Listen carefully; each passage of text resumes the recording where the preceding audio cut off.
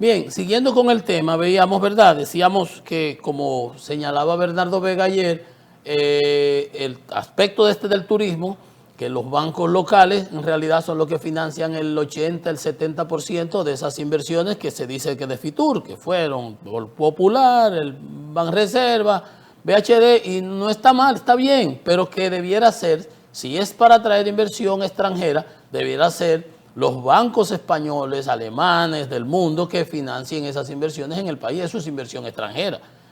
No ese 20-30%. Debiéramos tratar de que sea el doble, más. Y que el 20-30% sea lo que aporten los bancos locales para ¿verdad? Cosas aquí, mano de obra y un sinnúmero de cosas. Pero todo lo que es importado, que lo traigan de afuera y que lo financien para afuera. Bueno, pero bien, miren un ejemplo de qué es lo que es inversión extranjera. Banco Promérica recibe inyección de capital de 10 millones de dólares. ¿Usted ve? Por parte de su matriz. Su matriz por allá afuera le inyectó 10 millones de dólares para que opere aquí en el país. Al cierre de diciembre, sus activos ascendieron a 86 mil millones de pesos. Tuvieron un crecimiento anual de 25.9%. Y le meten 10 millones para que expanda aún más sus esfuerzos aquí en el país. Un banco pequeño, no es de los más grandes del país, pero es un banco que está creciendo. Su cartera de crédito reportó un aumento de 32.8%. La matriz ve eso, dice, pero no, pero aquí hay negocios, aquí hay business, aquí hay potencial. Así se crece. 10 millones de dólares más, son 600 millones de pesos, 6.000 para que operen aquí. 6.000 más. El presidente ejecutivo, Carlos Julio Camilo, indicó que la capitalización forma parte del respaldo de los accionistas a la estrategia de largo plazo. Así se hace estrategia de largo plazo, con plata, con acciones concretas. Pero porque vieron la cartera de crédito, cómo subió, el potencial de negocio que hay. Entonces, eso es inversión extranjera. Entonces, cuando vamos allá y decimos que el turismo que atrajo y mucho bulto y un paquete de influencers y gente de aquí, y megadiva y cosas que no tienen nada que buscar por ahí, que no aportan nada, que no van a traer un turista de la mano ni nada, por allá pululando. Entonces, esto es inversión extranjera, aquello es más bulto que otras cosas. Digo, como dice Bernardo Vega, un 20 y un 30% es lo que viene de inversión extranjera. Tú me dices, no, pero está bien, un 20 y un 30%. Ah, pero yo pensaba que era el 100, el 80. Porque para la parafernalia que hacemos, nos venden como si fuera el 100% que viene de inversión extranjera. Entonces, como este programa no es de focas que aplauden con el agua hasta aquí al cuello, nosotros desglosamos los datos. Y los relacionamos con lo que les decíamos ahorita. Mire la diferencia de cuando hay visión estratégica de largo plazo para objetivos de largo plazo de crecimiento, cómo hace la matriz. Y es que lo quiero colocar de lado con lo que le decía al presidente. Y el artículo del economista que decía sobre cómo ha caído el crecimiento del Producto Interno Bruto en este sexenio. Tenemos que hacer cosas que hagan revertir esa tendencia. Pero fíjense ustedes, según el Ministerio de Hacienda, el gobierno no logró ejecutar casi 13.000 millones de pesos en gasto de capital. Si hubiera sido gasto corriente, falta dinero porque gastamos 26 hasta 36, no endeudamos el doble. Ah, pero es gasto de capital. El gasto en inversiones fue de 207.000 millones. De 220.000 que tenían presupuestado para esos fines. Quedaron ociosos con tantas necesidades, señores. 13.000 millones. Por eso, el gasto de capital del gobierno durante el año fue de 2.6%. Y eso, que ese 2.6%, el más bajito en una década, 2 décadas, fue mayor, cuando llegó Magín, que el del 24, en un 11%, porque el gasto era 1.6, una cosa así,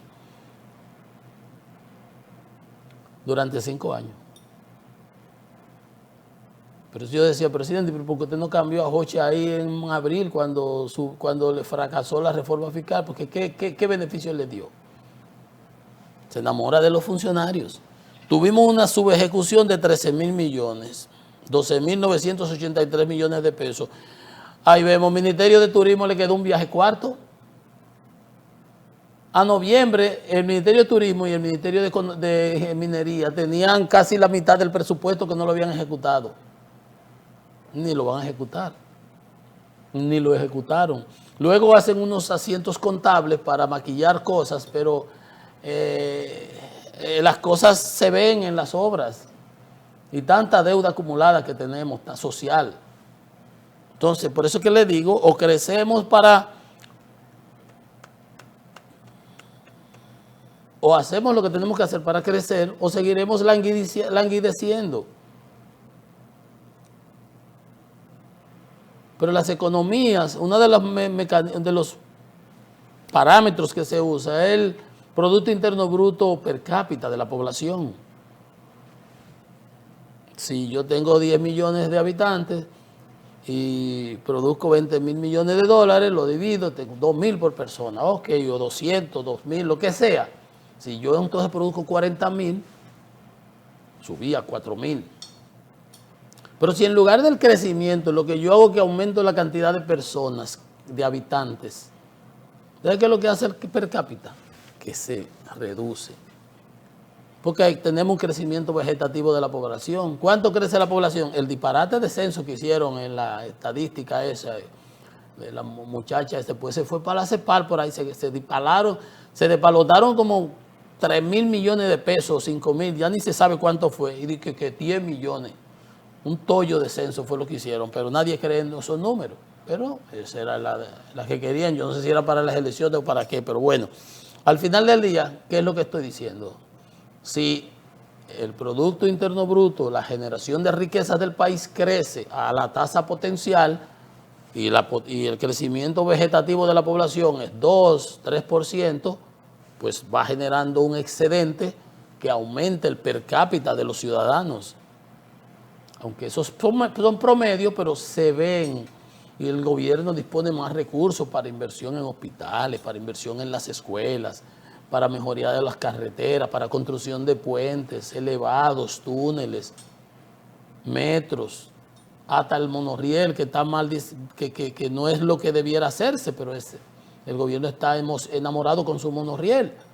Se le ha demostrado en la práctica que ese no es, ni siquiera le da satisfacción a la demanda actual, y los costos de mantenimiento y los gastos de inversión, pero el gobierno está enamorado de su proyecto. Pero al final, peor sería que no hiciera nada, o peor es hacer eso y que después no sirva para nada. Bueno, pero al final lo que quiero significar con todo esto es que tenemos que tomar el timón, como decía Raúl Ovalle, el economista, y dar un golpe de timón porque vamos mal. Vamos mal y nos estamos echando cuentos entre nosotros, diciéndonos que vamos bien.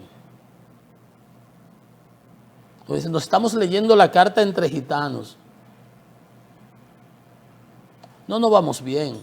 Y ese trabajo que presenta el crecimiento del sexenio, de los 6 años de Abinader, el más bajo en 2 décadas, y lo compara con otros países, más los riesgos que vienen, que se están potencializando, y el otro trabajo de don Bernardo Vega de ayer, que mostraba el agotamiento del sistema, entonces nosotros no estamos haciendo nada más que, gracias, diciéndonos unos a los otros que nos las estamos comiendo, cuando la realidad es muy diferente. Mire, 6 países ahí, lo leí ahorita, crecieron por encima de su potencial. Y nosotros caímos en la seta, en la cola de los países que están creciendo por debajo de su potencial, cuando nosotros éramos los faros, los que íbamos adelante, la vanguardia. Entonces, algo ha pasado. Dejémonos de echarnos cuentos unos con otros y tomemos acciones y medidas correctivas. Una pausa, que esto es economía y mercado.